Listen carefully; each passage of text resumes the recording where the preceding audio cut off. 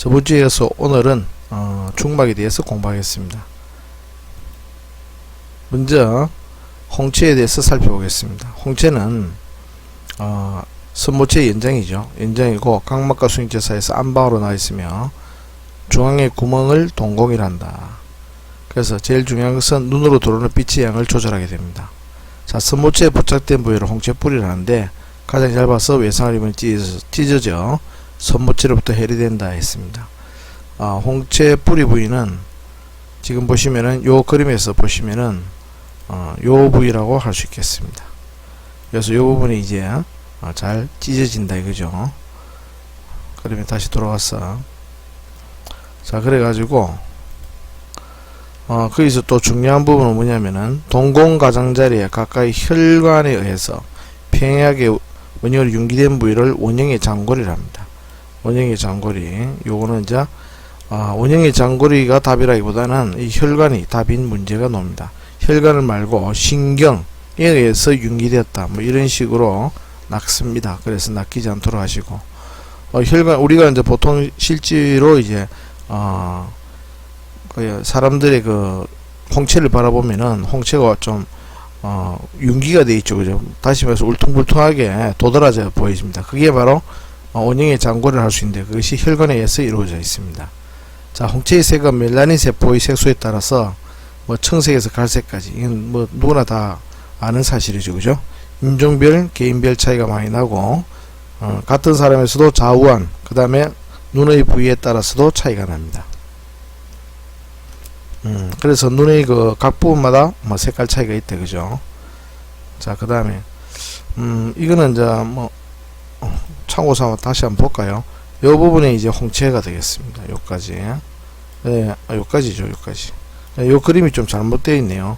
여기서부터 시작해가지고 요까지 톱니둘레까지가 이제 선모체라고 볼 수 있습니다. 선모체. 그 다음에 요 밑으로는 이제 맥락막이 되겠죠, 그죠? 요렇게 되어 있습니다. 요 보시면은 여기에서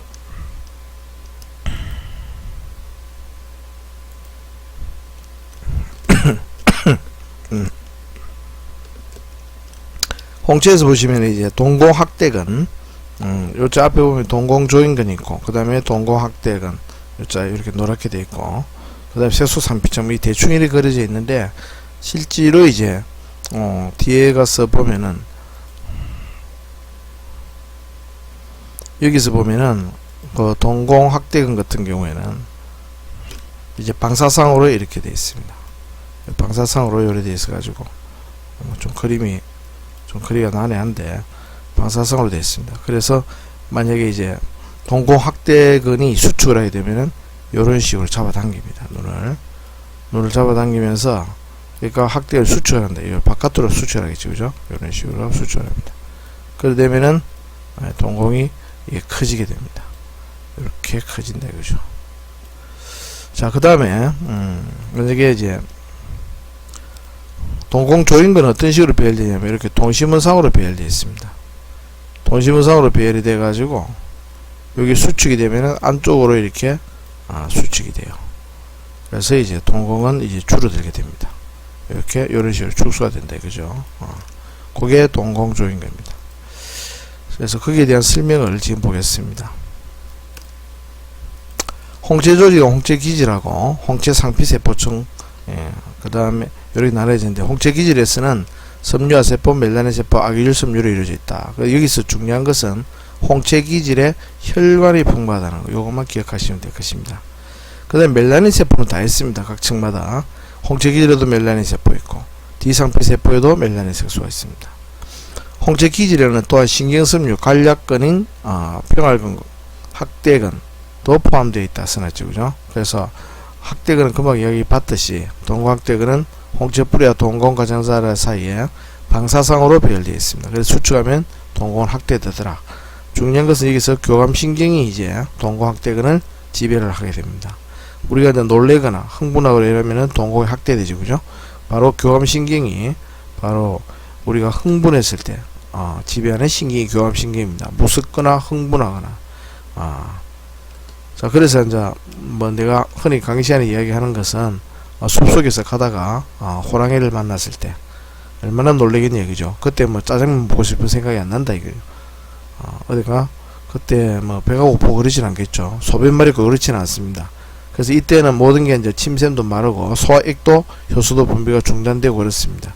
그래서 동공은 확대되고, 그래서 그 당시 그 상황이 이제 교감신경이 이제 지배하는 신경이 순간이 되겠죠.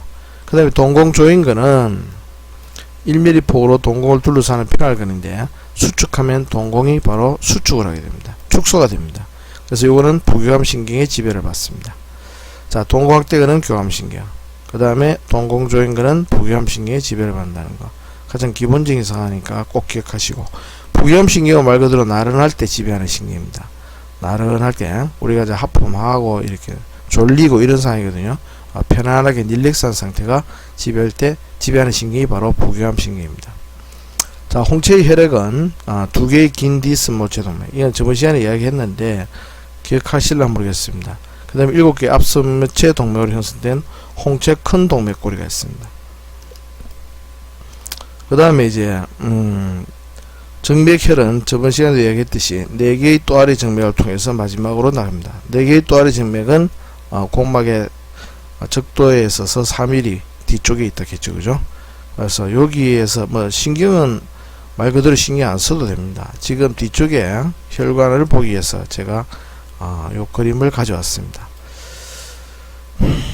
지금 한번 보시면은 색깔을 어떤 색깔로 할까? 검은색 해야 되겠네. 자, 지금 보시면은 여기 이제 망막 중심 동정맥이 이렇게 지나가고 있고, 중간으로 우리가 이제 봐야 될 것은 여기서 이제 긴 디스모체 동맥이 있습니다. 긴 디스모체는 이렇게 앞으로 갑니다. 앞으로가 길다 이거죠. 그래서 이렇게 홍채에 가가지고 이렇게 분포를 하게 됩니다.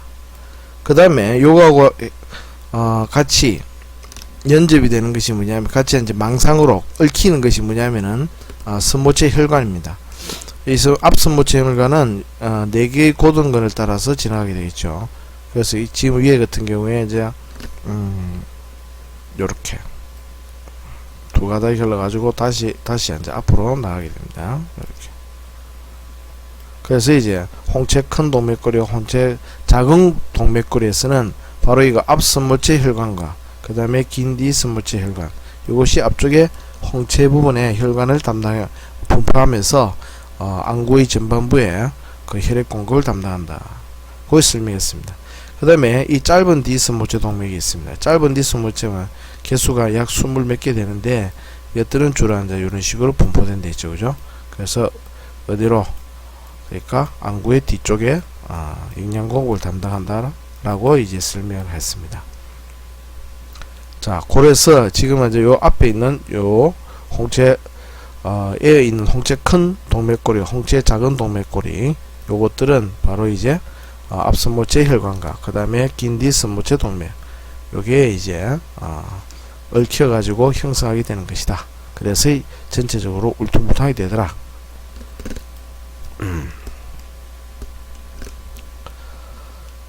자, 그래서 다시 한번 보면은 이제 홍채 혈액은 2개의 긴 뒤섬모체 동맥, 그 다음에 7개의 앞섬모체 동맥으로 형성된 홍채 큰 동맥골이 작은 혈관에서 공급을 하더라는 거. 그 다음에 혈액은 4개의 또아리 정맥을 통해서 나간다는 거. 이거를 기억하시면 됩니다. 그 다음에 섬모체가 나옵니다. 섬모체는 앞에서 그림에서 봤다시피 맥남막의 앞쪽, 그 다음에 홍채의 주변부까지 걸쳐있는 직각삼각형 모양입니다. 이가 이루어져 있는 조직은 섬모체 상피, 그 다음에 섬모체 실질, 섬모체근 세 가지로 구성되어 있습니다. 섬모체근은 이제 조절작용에 관련되죠, 그죠? 섬모체는 우리가 조절에 대해서 다음 시간에 또 배우겠지만 조절에 대해서 이제 관련합니다. 그 다음에 섬모체 돌기에 있는 무쇠소상비층은 섬모체 돌기의 무쇠소상비층입니다. 여기서는 방수를 생산합니다. 방수를 생산하고, 그 다음에 앞쪽에 있는 약 2mm 부위를 주름부, 뒤쪽에 있는 평평한 부분을 이제 평면부, 그렇게 이야기합니다. 요것도 한 번씩 시험에 나오니까 잘 기억하시기 바랍니다. 그러니까 앞에가 주름, 뒤쪽이 평면. 그 다음에 섬모체 주름에 약 70개 정도의 섬모체 돌기가 있고, 이 돌기의 함몰부에서 섬모체 소대가 나옵니다. 섬모체 소대. 섬모체 세대는 수용체 적도부에 연결되면서 바로 이제 이 섬모체 소대와 그 다음에 섬모체 근과 섬모체 소대와 수정체가 상호작용을 하면서 바로 이 조절작용을 하게 되겠죠. 그죠? 자, 섬모체근은 세로섬유, 방사선섬유, 원형섬유 3개의 섬유로 구성되어 있습니다. 3개의 이름은 기억 안 하더라도 3개의 섬유로 구성되어 있다는 것은 기억하시기 바랍니다. 3개입니다. 2개가 아니고. 여기서 이제 중요한 게 있는데, 섬모체근이 수축을 하게 되면은 슈랭관이 열립니다. 그래서 방수 유출이 증가하게 됩니다. 우리가 배웠듯이 방수는 이제 섬유주로 들어가서 그 다음에 실랭관을 통해서 이제 방수 증맥을 통해서 유출이 되겠죠. 그죠? 그런 식으로 되니까 지금 보자. 그 그림이 그러니까 요짜서 뭐 제가 간단하게 이제 앞에 또 뒤에 가면 또 놓을 기회가 있는데 간단하게 보면은 여기 있어. 요 부분이 이제 섬모체 돌기거든요. 이쪽에서 이제 무쇠상피증에서 방수가 생산되어 가지고 이렇게 여기 뒷방이다. 그죠? 뒷방에서 동공을 통해서 요렇게 빠져나가죠. 여기서 섬유주가 있고 그 다음에 실행관이 있을 것입니다. 요 안구도 큰 게 있으면은 볼 수 있는데 앞에 있으니까 지금은 이제 어차피 뭐 PP가 돼 가지고 앞에 걸 돌리기가 좀 그렇네요. 자, 그 다음에 섬모체 계속 보겠습니다. 그 다음에 실행관이 눌린다는 거. 이거 자, 지금 그러면 섬모체근이 할 수 있는 역할이 무엇인가? 이걸 정리해보자면은, 섬모체근이 여기 있잖아. 그죠? 그 다음에 첫 번째 조절작용입니다. 그 다음에 또 하는 게 뭐냐면은, 실행관이 열려서 방수 유출이 증가한다는 사실입니다. 그래서 섬모체근이 수축하게 되면은 조절작용. 그 다음에 또한 실행관에 의해서 방수 유출이 증가한다는 거. 요렇게 두 가지 주작용을 하고 있습니다. 그래서 섬모체를 수축할 때 어떤 작용이라는가 하는 것을 꼭 기억하시기 바랍니다. 그래서 섬모체 소대가 이완되고 수용체가 두꺼워지면서 가까운 모체를 또다시 볼 수 있게 된다. 이거는 이제 조절하는 것은 뒤에서 또 한번 설명할 테니까 그림과 함께 설명할 때 그때 자세히 보도록 하겠습니다. 그래서 섬모체는 이제 부교감 신경에 이제 지배를 받습니다. 조절을 하게 되면은 어떤 현상이 벌어지냐면은 우리가 가까운 물체를 보게 되면은 동공은 어떻게 됩니까? 축소가 되죠. 동공은 축소가 됩니다. 동공은 축소가 일어나면서 다시 이제 조절이 일어나거든요. 조절과 축소는 항상 같이 일어납니다. 동공 축소. 그러면 동공이 축동이 된다는 것은 우리가 아까 홍채에서 배웠다시피 어떻게 됐습니까? 동공 축소는 동공 조인근에서 하는 일이죠. 그죠?